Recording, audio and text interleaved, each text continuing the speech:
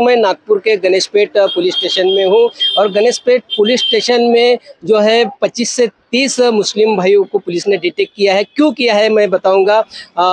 रामगिरी महाराज और नीतीश राणे ने जो है वो मुस्लिम भाइयों के ऊपर में विवादित टिप्पणी की थी, उसके ही खिलाफ में जो है नागपुर में कुछ संगठनों ने जेल भरो का नारा दिया था। और आज जो है जो तमाम मुस्लिम भाइयों ने जो आंदोलन छड़ा है, मोर्चा निकाला है, उसी के तहत जो है गणेशपेट पुलिस ने करीबन यहाँ पर 25 से 30 मुस्लिम भाइयों को डिटेक्ट किया है। उनकी एक ही मांग है कि रामगिरी महाराज पे एफआईआर दर्ज हो, उसी तरह से जो है विधायक नीतीश राणे के पर में भी एफआईआर दर्ज हो। यही मांग को लेकर जो है नागपुर में तमाम मुस्लिम भाइयों ने एक आंदोलन किया, जेल भरो आंदोलन। तो आइए सुनते हैं जेल भरो आंदोलन के नेतृत्व करने वाले क्या कहते हैं और साथ ही पीआई क्या कहते हैं। कहीं ना कहीं जब पुलिस के ध्यान में आता है, पुलिस उस पर एफआईआर करती है, तो उसको एफआईआर करे बाद रोका नहीं जाता है। इसीलिए हम आज ये जेल भरो आंदोलन की शक्ल में आए हैं। और जब हमको भी मालूम है कि कहीं ना कहीं पुलिस प्रशासन जो है शासन में बैठे हुए नेता लोगों के कहीं ना कहीं दबाव में है, जो उस पर कार्रवाई नहीं कर पा रहा है। और हमको, आपको नहीं, पुलिस डिपार्टमेंट को नहीं, शासन को नहीं, हमको शासन को दिखाना है और शासन में बैठे हुए उन लोगों को दिखाना है जो ये दबाव में उसकी गिरफ्तारी नहीं कर रहे हैं। तो आज आप उसकी गिरफ्तारी नहीं करते हैं, अगर सरकार उसकी गिरफ्तारी को नाराज हो रही है, तो हम सब लोग अपनी गिरफ्तारी देने आए ताकि हम अपने घरों में सुकून से बता सके कि हमारे साथ गलत हुआ। तो हमने अपने खुद के इत्मीनान के लिए यहाँ जेल भरो आंदोलन करा, क्योंकि हमको सरकार से कोई अपेक्षा बची नहीं है।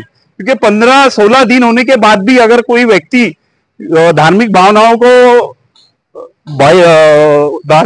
को आगे बढ़ा के कुछ तो भी ऐसा कम्युनल राइट्स करने के चक्कर में है कि जिससे आने वाले इलेक्शन में उनको फायदा हो, लेकिन किसी एक सेपरेट कास्ट को लेके अगर पूरे महाराष्ट्र में अगर कहीं ना कहीं इसको पूरी एक सेपरेट कास्ट को टारगेट किया जा रहा है, तो हम बाहर रहने के, हमको ऐसा लगता है कि हम बाहर रहने के लायक नहीं है।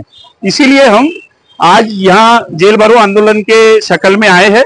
और जब तक कि उसको शासन गिरफ्तारी करने की अनुमति आपको नहीं देता, जब तक कि आप हमें जेल में रखिए, यही निवेदन करने आए। इथं काँग्रेस पक्षाचे इरफान काझी यांनी त्यांच्याबरोबर त्यांच्या नेतृत्वाखाली 30-35 लोक आलेले आहेत। रामगिरी महाराज यांनी केलेलं वक्तव्य याच्या निषेधार्थ त्यांना त्यांच्यावर कारवाई व्हावी यासाठी जेल भरो आंदोलन करण्याचं त्यांनी काल पत्र दिलं होतं। त्या अनुषंगाने ते इथं आज आलेले आहेत। त्यांनी आम्हाला निवेदन दिलेलं आहे। किती या ठिकाणी कार्यकर्ते आलेले आहेत? साधारणतः 30 ते 35 कार्यकर्ते आहेत। त्यांना डिटेक्ट केलं आहे? हां, आम्ही ताब्यात घेतलेलं आहे त्यांना। काय पुढची कारवाई काय? पुढच्या कारवाईच्या बाबत आम्ही विचार करत आहोत। त्यांनी जे निवेदन दिले होते रामगिरी महाराजांना दाखल करा, या संदर्भामध्ये ज्या ठिकाणी हे घडलेलं आहे त्या ठिकाणी हे निवेदन पाठवलं जाईल। सर, नीतीश राणेंनी सुद्धा एक वक्तव्य केलं, त्यावरही आहे का? हां, त्याबाबत एकत्रित निवेदन आहे ते, तर ते निवेदन ज्या ठिकाणी त्या घटना घडलेल्या आहेत त्या ठिकाणी पाठवलं जाईल। आता नेमकी आंदोलन जे इथे बसलेले आहेत त्यांची काय मागणी आणि कुठपर्यंत त्यांना? रामगिरी महाराजांनी जे वक्तव्य केलेलं आहे त्या संदर्भातच त्यांची मागणी आहे। यापूर्वी देखील आंदोलन झालेले आहेत, त्यामध्ये त्यांनी रामगिरी महाराजांवरती कारवाई व्हावी याबाबतचं त्यांनी त्यांच्या मागण्या होत्या। त्याबाबत गुन्हे दाखल आहेत, यापूर्वीच गुन्हे दाखल केलेले आहेत आणि कायद्याप्रमाणे जसं कायद्यामध्ये प्रोसिजर आहे त्या प्रोसिजरप्रमाणे त्या ठिकाणची जी यंत्रणा आहे त्या ठिकाणचे पोलीस यंत्रणा जी आहे त्या बाबतीत कारवाई करेल। कारवाई करणार? हां, आमच्याकडे जे निवेदन आले आम्ही ते तिकडे पाठवणार आहोत। नाही, तुमच्या पोलीस स्टेशन नाही, या ठिकाणी त्याचं ज्युरिडिक्शन, याला ज्युरिडिक्शन येतं ना, ज्या ठिकाणी ती घटना घडलेली आहे त्या ठिकाणचं ज्युरिडिक्शन त्याला लागू होतं, त्यामुळे तो कारवाईचा अधिकार त्या मॅजिस्ट्रेट साहेबांना प्राप्त होतो। त्यामुळे मुस्लिम बांधवांना शांततेच्या संदर्भात तुम्ही काय आव्हान कराल?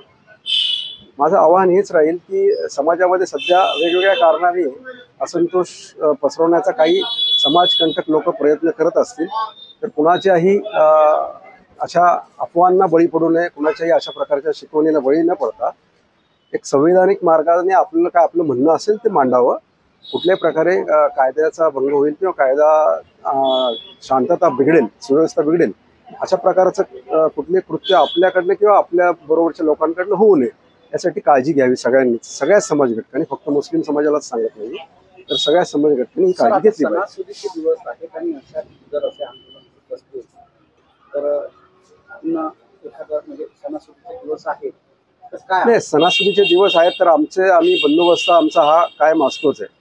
हा दरवर्षीप्रमाणे 12ही महिने आमच्याकडे काहीतरी सण सूद चाललेलेच असतात. पोलीस खातं हे त्या सगळ्या गोष्टीसाठी तयार असते, मानसिकदृष्ट्या आणि सक्षम आहे अशा कुठल्याही गोष्टी हँडल करायला. त्यामुळे आम्ही तयार आहोत, असं काही प्रॉब्लेम नाही आहे. लोकांशी आमचा संपर्क आहे.